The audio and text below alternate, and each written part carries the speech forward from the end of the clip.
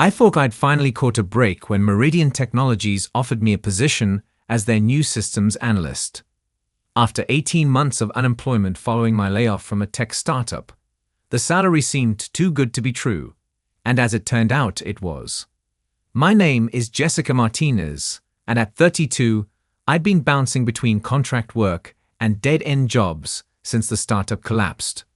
Meridian was different, a mid-sized software company with sleek offices in downtown Portland, complete with standing desks, a coffee bar, and those motivational posters about innovation and teamwork. During my interview, the HR director, Patricia Williams, painted a picture of collaborative culture and growth opportunities. "We're looking for someone who can think outside the box," Patricia had said, her perfectly manicured fingers drumming against the glass conference table. "Someone who isn't afraid to challenge the status quo." I should have paid more attention to the way her smile never quite reached her eyes. My first week went smoothly enough. I was assigned to the IT department under the supervision of Marcus Chen, a quiet but competent team lead who showed me the ropes without making me feel stupid for asking questions. The work itself was interesting, analyzing system inefficiencies and proposing solutions to streamline operations. But it was Patricia who concerned me. She had a habit of appearing at my cubicle without warning, hovering over my shoulder while I worked. Her questions seemed innocent enough at first. "How are you settling in? Any challenges so far?" But there was something calculated about the way she asked them, like she was fishing for information rather than genuinely checking on my welfare. The first red flag came during my second week. I'd noticed a significant security vulnerability in our client database. Nothing catastrophic, but definitely something that needed addressing. When I mentioned it to Marcus, he seemed genuinely grateful and told me to document my findings for the next team meeting. That's when Patricia materialized beside my desk like she'd been summoned. "Jessica, I heard you've been asking questions about our security protocols," she said, her voice carrying that particular tone managers use when they're pretending to be casual about something that clearly isn't casual at all. "Just doing my job," I replied, gesturing to my screen. "I found a potential vulnerability that cooled." "I'm sure you did," she interrupted, her smile sharp as a blade. "But remember, you're still in your probationary period. Sometimes new employees get overly enthusiastic about making changes before they fully understand how things work around here." The way she emphasized probationary period made my blood run cold. In Oregon, probationary employees could be terminated without cause. No severance, no unemployment benefits, just a polite escort to the parking garage. I watched her walk away, her heels clicking against the polished concrete floor, and wondered what exactly I'd gotten myself into. The security vulnerability report I'd prepared vanished from the shared drive overnight. When I asked Marcus about it the next morning, he looked genuinely confused. "I don't see it anywhere," he said, pulling up the folder structure on his monitor. "Are you sure you saved it in the right location?" I was absolutely certain, but the file was gone. I'd spent 3 hours documenting the issue, complete with screenshots and recommended solutions. Now there was no trace it had ever existed. "Maybe the system glitched," Marcus suggested, but his expression told me he was thinking the same thing I was. Someone had deleted it deliberately. Patricia appeared at my desk later that afternoon with a stack of mundane data entry tasks. "I thought you might benefit from some foundational work," she said sweetly. "Really get to know our systems from the ground up." The work was mind-numbing. Updating customer contact information, running basic reports, the kind of tasks they usually assign to interns. It was clearly busy work designed to keep me away from anything meaningful. When I tried to politely suggest that my time might be better spent on actual analysis work, Patricia's demeanor shifted instantly. "Jessica, I'm starting to worry about your attitude," she said, loud enough that several nearby colleagues looked up from their screens. "When I give you an assignment, I expect enthusiasm, not pushback." My face burned with embarrassment. I'd worked in toxic environments before, but never had a manager so openly humiliated me in front of my coworkers. The worst part was that several of them immediately looked away, clearly uncomfortable but unwilling to get involved. Over the next few days, Patricia's behavior became increasingly erratic. She would schedule last-minute meetings that conflicted with my lunch break, then express concern about my time management when I had to choose between eating and attending. She began CCing herself on emails between me and other team members, inserting herself into conversations that had nothing to do with her department. But the real turning point came when I discovered she'd been going through my desk. I developed a habit of leaving a small piece of tape on my desk drawer, an old security trick my father had taught me. One morning, the tape was gone. When I checked the drawer, everything looked normal, but I could tell things had been moved. My notepad was in a different position, and a pen I'd always kept in the front section was now in the back. Marcus noticed my distress during our morning stand-up meeting. "Everything okay, Jess?" he asked quietly. I wanted to tell him, but Patricia was sitting 3 chairs away, ostensibly reviewing her phone, but clearly listening to every word. "Just tired," I managed. That afternoon, Patricia called me into her office for what she described as a check-in. The conversation started normally enough. How was I adjusting to the company culture? Did I feel supported by my team? But then she leaned back in her chair and fixed me with a stare that made my skin crawl. "You know, Jessica, I've been thinking about your background," she said. 18 months of unemployment is quite a gap. Makes me wonder if there might be some performance issues we should discuss." The implication was clear. She'd been researching me, looking for ammunition. The fact that I'd been laid off due to company downsizing, not performance issues, seemed irrelevant to her narrative. "I was laid off when the startup folded," I said evenly, "along with 60% of the staff." "Of course," she replied, but her smile suggested she didn't believe me. "Still, we want to make sure you're the right fit for our culture here at Meridian." As I left her office, I realized that Patricia Williams wasn't just a bad manager. She was actively trying to build a case to fire me. The question was why. Patricia's campaign against me shifted into high gear during my 4th week. It started with small things that were easy to dismiss individually, but formed a clear pattern when viewed together. First, I was mysteriously excluded from the weekly team email updates. When I asked Marcus about it, he looked surprised and immediately added me back to the distribution list. "Must have been an oversight," he said, but we both knew better. Then my access to certain project folders disappeared overnight. I discovered this when trying to complete an assignment Patricia had given me the day before, analyzing usage patterns for our client portal. When I couldn't access the necessary data, she expressed disappointment in my inability to complete simple tasks. "Perhaps you're not as technically proficient as your resume suggested," she mused during our next one-on-one meeting, making a note in my file that I could see was titled "Performance Concerns." But the most insidious part was how she began poisoning my relationships with colleagues. I started noticing that conversations would stop when I approached groups in the break room. Jennifer, a developer I'd been friendly with, suddenly became cool and distant. When I asked if everything was okay, she just shrugged and said she was busy with deadlines. It wasn't until I overheard Patricia talking to Tom from accounting that I understood what was happening. "I'm concerned about the new hire in it," Patricia was saying, her voice carrying just far enough to reach the supply closet where I was restocking printer paper. "Between you and me, there might be some personal issues affecting her work. Substance abuse, possibly. I can't say more due to confidentiality, but I wanted you to be aware in case you notice anything unusual." My hands shook as I gripped the paper stack. She was spreading rumors about drug use, completely fabricated, but devastating if people believed them.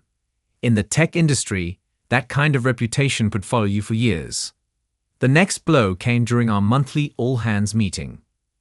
Patricia had prepared a presentation about team productivity metrics, and somehow my statistics were prominently featured as examples of areas needing improvement. She'd manipulated the data to make it look like I was underperforming, comparing my output during my busy work week to colleagues who were working on substantive projects. As you can see, she said, clicking through slides with my name highlighted in red, some team members are struggling to meet our standards. This is why performance monitoring is so critical during probationary periods. I felt every eye in the room on me. My face burned with humiliation, but I forced myself to sit still and take notes like nothing was wrong. Fighting back publicly would only make things worse. But Patricia wasn't done. After the meeting, she approached me with what she claimed was constructive feedback. "Jessica, I've been getting reports from other departments about your attitude," she said, speaking just loudly enough for nearby colleagues to overhear. "Apparently, you've been making negative comments about company policies and questioning established procedures." None of this was true, but how could I prove it? She was creating a narrative of me as a problematic employee. Difficult, incompetent, possibly unstable. And she was doing it systematically, planting seeds of doubt with everyone I worked with. That evening, I sat in my car in the parking garage for 20 minutes, trying to decide whether to quit or fight. My savings were nearly depleted, and I needed this job desperately. But Patricia was making it clear that my continued employment was entirely at her discretion. As I finally started my car to leave, I noticed Patricia's BMW parked in her reserved spot near the elevator. A reserved spot that, according to the employee handbook, was supposed to be assigned based on seniority, not rank.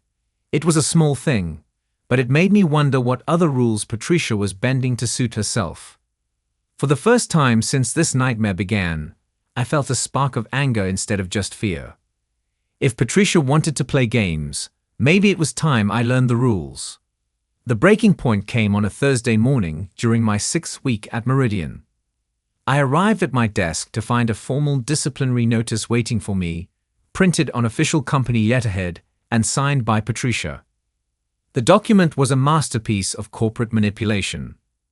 It cited multiple performance deficiencies concerning behavioral patterns and failure to adapt to company culture.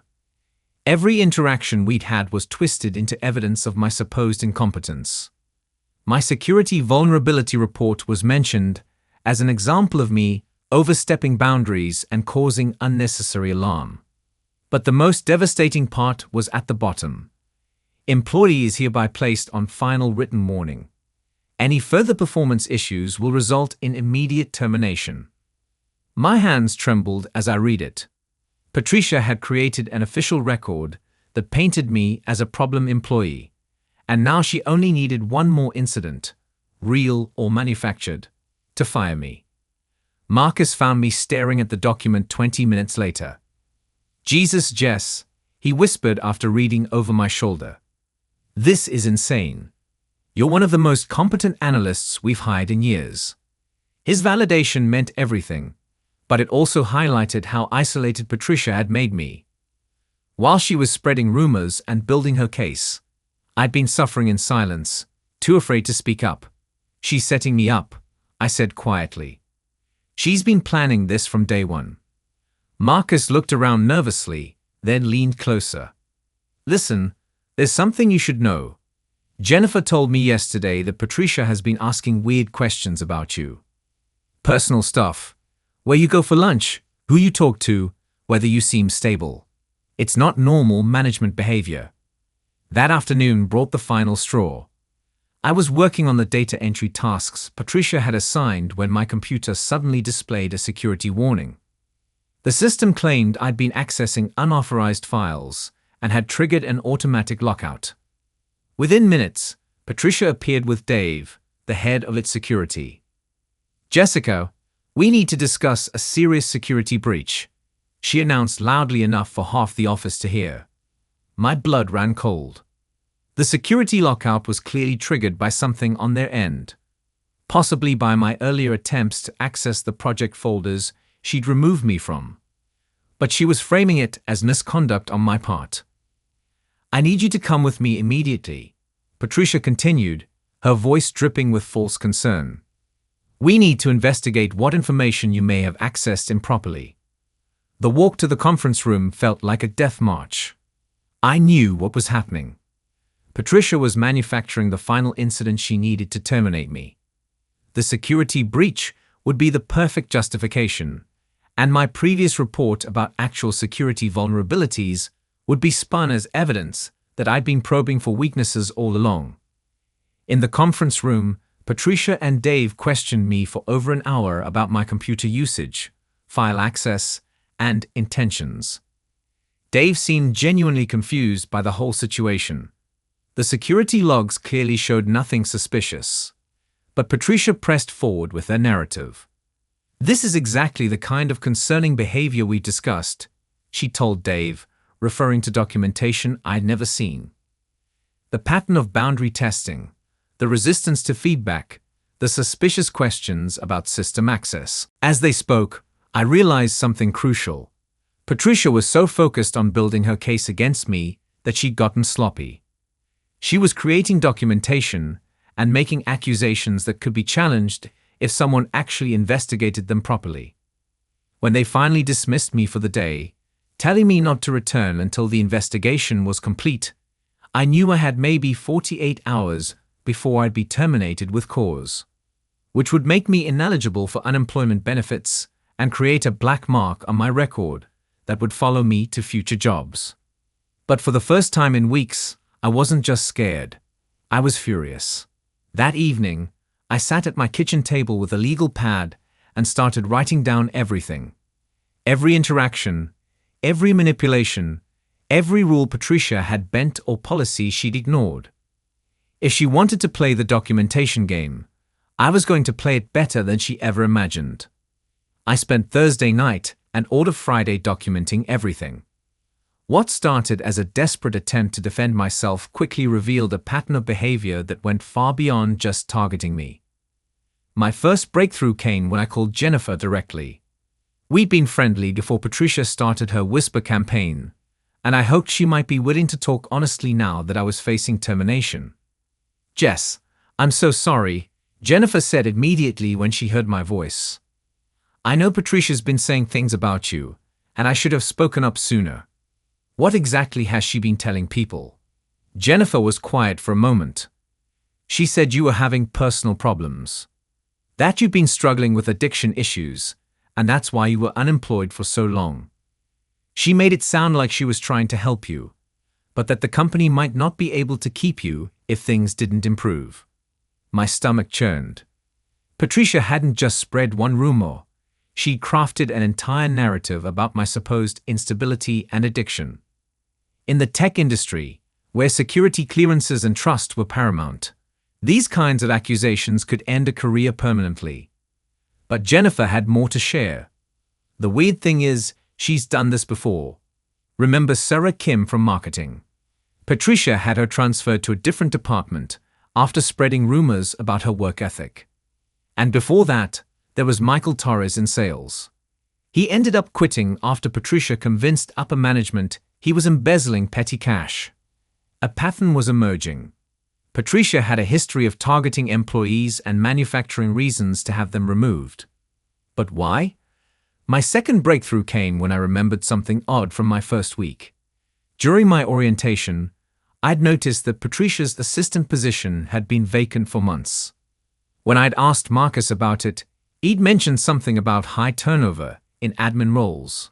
I spent Friday afternoon on LinkedIn tracking down former Meridian employees. What I found was damning. Over the past 2 years, Patricia's department had lost 12 employees. Most had left voluntarily, but their departure dates clustered around performance reviews and departmental reorganizations. More importantly, I found 3 former employees willing to talk. Each had a similar story. Patricia would single them out, manufacture performance issues, and create such a hostile work environment that they either quit or be fired. The company's HR policies were structured in a way that made it nearly impossible to file complaints against her. She was careful to document everything and always had plausible justification for her actions. But the most valuable information came from David Rodriguez, who'd worked as Patricia's assistant until 6 months ago. She called it pruning, David told me during our phone conversation. She'd identify employees she considered threats or just didn't like, then systematically build cases against them. She kept detailed files on everyone, personal information, weaknesses, anything she could use if she needed to discredit them. Where did she keep these files? Locked filing cabinet in her office. But she also had digital copies on her personal laptop, the one she brought from home, not the company-issued one. This was the smoking gun I needed. If Patricia was maintaining unauthorized files on employees for the purpose of harassment and termination, she was violating multiple company policies and potentially state privacy laws.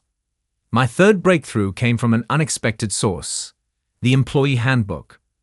While reviewing my rights during the disciplinary process, I discovered that Meridian had recently updated their whistleblower protection policies. The new language specifically protected employees who reported patterns of harassment, discrimination, or abuse of authority. More importantly, the policy required any retaliation claims to be investigated by an external third party, not internal HR. I spent the weekend crafting my documentation.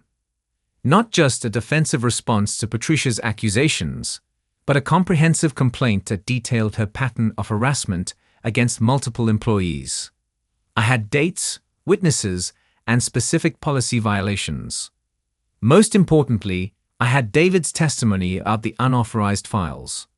On Sunday evening, I made copies of everything and sealed them in envelopes addressed to 3 different parties: Meridian's external ombudsman, the state labor commissioner, and employment attorney Jennifer had recommended.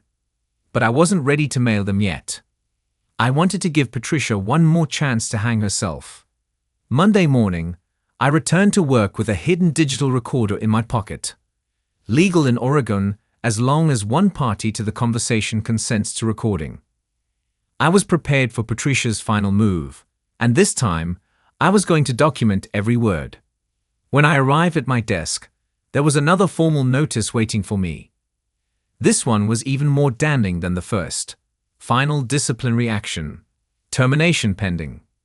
According to the document, the security investigation had revealed concerning patterns of unauthorized access and potential data theft. I read it twice, letting my anger build. Patricia had crossed every line, violated every policy, and now she was accusing me of crimes I hadn't committed. But she'd also given me exactly what I needed: documentation of false accusations that I could prove were fabricated. When she called me into her office an hour later, I was ready. "Jessica, please sit down," Patricia said, gesturing to the chair across from her desk. Her tone was different today, not the fake sweetness or passive aggression I'd grown used to, but something colder, more final. I activated the recording app on my phone as I sat down, making sure the device was positioned to capture both of our voices clearly. "I'm afraid we need to discuss the results of our security investigation," she continued, opening a thick folder on her desk. "What we've discovered is quite concerning." "I'd like to hear the specifics," I said calmly. "What exactly did your investigation find?" Patricia's eyes narrowed slightly. She wasn't used to me pushing back. "According to our security logs, you attempted to access restricted files on multiple occasions. Files that were well outside your authorization level." "Which files, specifically?" "The client database, financial records, personnel files." She rattled off a list that I knew was either fabricated or the result of system permissions she'd manipulated herself. "I'd like to see those security logs," I said, "and I'd like Dave from its security to walk me through them." This clearly wasn't the response Patricia had expected. Her composure slipped for just a moment before she regained control. "That won't be necessary. The investigation is complete, and the results speak for themselves." She leaned back in her chair, studying me with the expression of someone who thought they held all the cards. "Jessica, I want you to understand that I've tried to help you succeed here. Your performance issues, your attitude problems, your concerning behavior. I've documented everything carefully because I wanted to give you every opportunity to improve. What concerning behavior specifically? Well, there are the security breaches we just discussed. But beyond that, multiple colleagues have reported unprofessional conduct, erratic behavior, and, she paused dramatically, concerns about possible substance abuse. There it was. She just repeated her fabricated accusations on tape, in a formal disciplinary meeting. My heart was racing, but I kept my voice steady. Who specifically reported substance abuse concerns? I can't reveal confidential sources, but I can tell you the reports were credible enough that I felt obligated to document them. Patricia opened another file folder. In fact, I have detailed records of concerning incidents dating back to your first week. She was so confident in her manufactured evidence that she was practically bragging about it. This was exactly what I'd hoped for, her arrogance making her careless. Patricia, are you aware that maintaining unauthorized files on employees for the purpose of harassment is a violation of company policy? Her hand froze halfway to another document. I'm sorry, what? Section 4.7 of the Employee Handbooks specifically prohibits managers from collecting or storing personal information about employees outside official HR channels. It's also a violation of state privacy laws. The color drained from Patricia's face. I don't know what you're talking about. All of my documentation follows proper HR protocols, including the files you keep in the locked cabinet in your office. The ones on your personal laptop. She stood up abruptly, knocking over her coffee cup in the process. Coffee spread across her desk, soaking into the open files. How dare you make accusations about? I'm not making accusations, I said calmly, pulling out my phone. I'm stating facts that I can substantiate with witness testimony and documentation. Patricia stared at the phone in my hand, finally understanding that this conversation was being recorded. Her carefully constructed facade cracked completely. You little bitch, she snarled. Do you have any idea who you're dealing with? I will destroy you. I will make sure you never work in this industry again. Perfect. Now I had her on tape making explicit threats of retaliation. Exactly the kind of evidence that would make any investigation a slam dunk. Are you threatening me, Patricia? I asked, making sure my voice was clear for the recording. She realized her mistake immediately. The calculating manager returned, pushing down the rage. Of course not. I'm simply trying to help you understand the gravity of your situation. But it was too late. She'd revealed her true nature, and I had it all recorded. I stood up slowly, slipping my phone back into my pocket. I think this meeting is over. I'll be filing a formal complaint with the external ombudsman within the hour, as is my right under the company's whistleblower protection policy. Patricia's face went white. You can't. The disciplinary process isn't complete.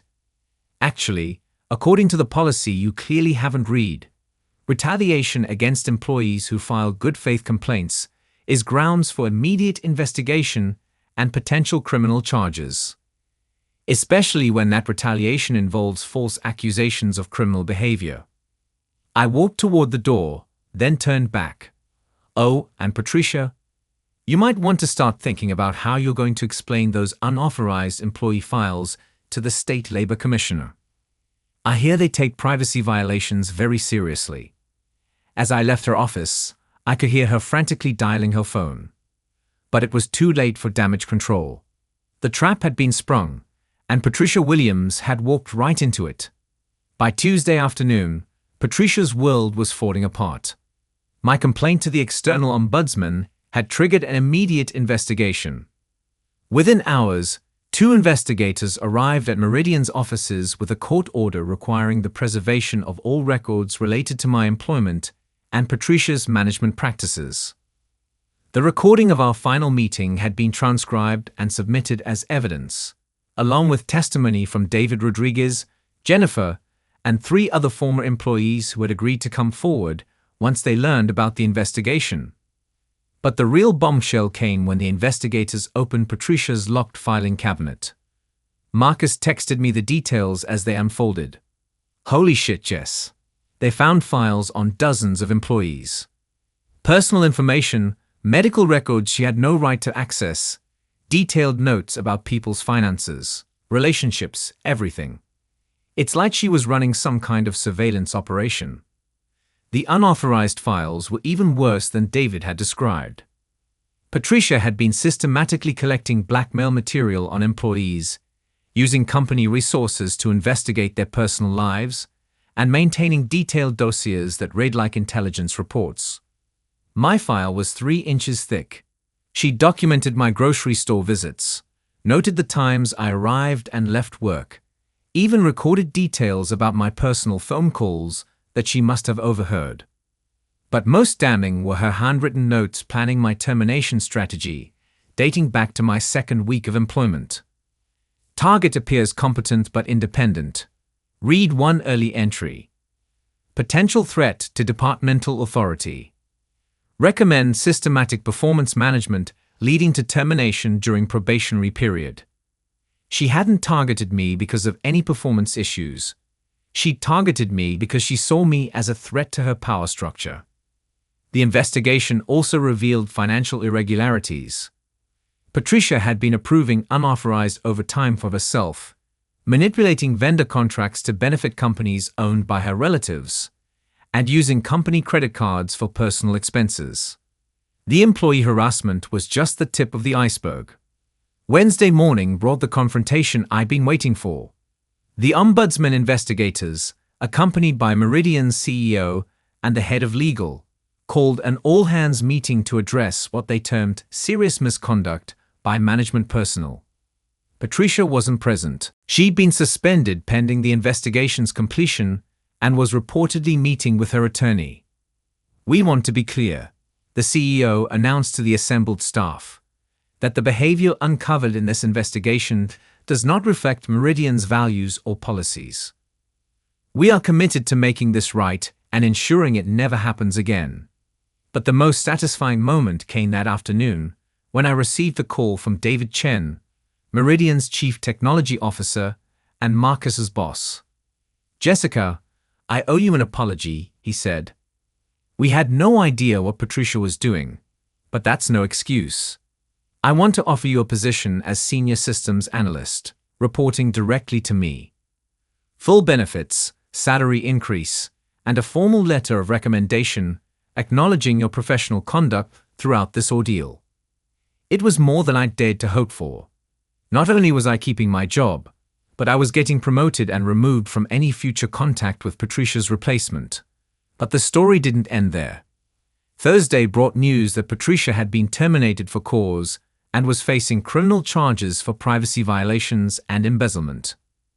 The unauthorized employee files violated multiple state laws, and the financial irregularities constituted felony theft. Jennifer stopped by my desk with an update she'd gotten from someone in legal. Apparently, Patricia's been doing this for years. The company's insurance is going to have to pay out settlements to at least 8 former employees who were wrongfully terminated. She's looking at serious jail time. That evening, I got a call from David Rodriguez, Patricia's former assistant. "Jess, I wanted to thank you for having the courage to come forward. I've been carrying guilt about what I saw for months, but I was too scared to speak up. Knowing that she can't hurt anyone else, it means everything." But perhaps the most meaningful response came from Marcus during our team meeting Friday morning. "I want everyone to know that Jessica exemplified exactly the kind of courage and integrity we want to see at Meridian. She stood up for what was right, even when it put her career at risk. That's the kind of leadership this company needs." The investigation had revealed that Patricia's toxic management style had been costing Meridian hundreds of thousands of dollars in turnover, legal fees, and lost productivity. My willingness to fight back had saved not just my own career, but potentially the careers of future employees who would have become her targets. As I cleaned out my old desk to move to my new office, I found the original security vulnerability report I'd written during my 2nd week, the one that had mysteriously disappeared. Patricia had kept a copy in her personal files, probably as evidence of my supposed boundary testing. I printed a fresh copy and submitted it through proper channels. Within a week, The company had implemented my recommended security improvements, potentially saving them from a major data breach. Sometimes the best revenge is simply refusing to be silenced. 6 months later, I was settling into my new office when Marcus knocked on my door with news that made me smile. "You'll never guess what I just heard," he said, barely containing his grin. Patricia's attorney tried to get the charges reduced by claiming she was suffering from workplace stress. Apparently, the judge wasn't impressed. Patricia Williams had been sentenced to 18 months in minimum security prison, followed by 2 years of probation. She'd also been ordered to pay $127,000 in restitution to Meridian and the employees she'd wrongfully terminated. Her professional reputation was destroyed, and she'd never work in management again. But the real victory wasn't her downfall. It was what had grown from the ashes of her toxic reign. Meridian had completely overhauled their HR policies, implementing mandatory sensitivity training, anonymous reporting systems, and regular third-party audits of management practices. They'd also established an employee advocacy program, with me serving as one of the founding committee members. The company had settled lawsuits with 7 former employees who'd been victims of Patricia's harassment campaigns. Each settlement included not just financial compensation, but formal letters acknowledging that their terminations were unjustified and offering them their jobs back if they wanted them. 3 of them had returned, including Sarah Kim from marketing, who'd become a close friend and ally in pushing for continued workplace reforms. My own career had flourished beyond anything I'd imagined. The senior systems analyst position had led to rapid promotions, and I was now leading a team of 12 people focused on cybersecurity improvements. My original vulnerability report had been the foundation for a complete security overhaul that had saved the company from what could have been a devastating breach. But perhaps most importantly, word of my story had spread throughout the Portland tech community. I'd received dozens of messages from other employees dealing with similar situations, asking for advice on how to document workplace harassment and fight back against toxic managers. I'd started speaking at industry events about recognizing and responding to workplace bullying, and several other companies had invited me to consult on their HR policies. What had started as a desperate fight for my own survival had become a mission to help others facing similar battles. The irony wasn't lost on me that Patricia's attempt to destroy my career had actually launched it into new heights. By trying to silence me, she'd given me a platform to speak out against exactly the kind of behavior she represented. Just last week, I'd received a LinkedIn message from a software developer in Seattle who'd attended one of my presentations. "Your story gave me the courage to report my manager's harassment," she wrote. "The investigation confirmed everything I'd documented, and he was terminated yesterday. Thank you for showing me that fighting back was possible." As I looked out the window of my new office, I thought about that terrified woman who'd sat in the parking garage 6 months ago, wondering whether to quit or fight. She couldn't have imagined that her decision to document everything and refuse to be silenced would ripple outward to help dozens of other people facing similar battles. Patricia Williams had taught me an important lesson, though not the one she'd intended. She'd shown me that toxic people rely on their victims' silence and isolation. They count on fear, shame, and desperation to keep people from fighting back. But they also rely on a system that protects them. Plausible deniability, institutional inertia, and the assumption that the word of someone in authority carries more weight than the word of their victims. The key to defeating them isn't just courage, though that's essential. It's documentation, patience, and the willingness to play a longer game than they expect. Patricia had been so focused on her short-term goal of getting rid of me that she'd gotten careless about covering her tracks. Her arrogance had been her downfall, but it had also been her victim's salvation. My phone buzzed with a text from Jennifer. "Coffee later. I want to tell you about the new hire in Patricia's old department. She seems amazing, and I want to make sure she knows she has allies here." I smiled as I typed back my response. The best way to honor what I'd been through was to make sure it never happened to anyone else. on my watch. Sometimes the system works, but only when people are brave enough to make it work. And sometimes the best revenge isn't revenge at all. It's building something better from the wreckage left behind. As I headed out to grab that coffee, I passed the empty office that had once belonged to Patricia Williams. The nameplate was gone, the desk cleared out, and the locked filing cabinet had been removed as evidence. In its place was a simple sign, Employee Advocacy Office, always open. It was a small change, but it represented something much larger. The transformation of a toxic workplace into something better, one conversation at a time.